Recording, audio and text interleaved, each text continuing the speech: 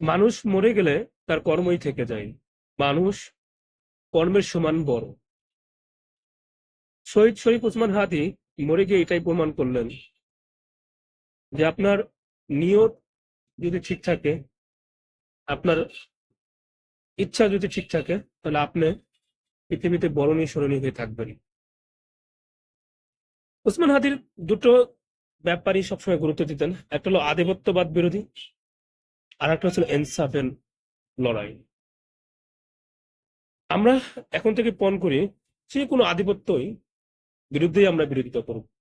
এটা ভারতীয় আধিপত্যবাদ হতে পারে, সরকারের আধিপত্যবাদ হতে পারে, বিরোধী দলের আধিপত্যবাদী হতে পারে, যে কোনো দলের, যে কোনো অবস্থানের, যে কোনো দেশেরই আধিপত্যের বিরুদ্ধে আমরা শক্ত অবস্থান দাঁড় করাবো এবং শক্ত অবস্থানে লড়াই করব।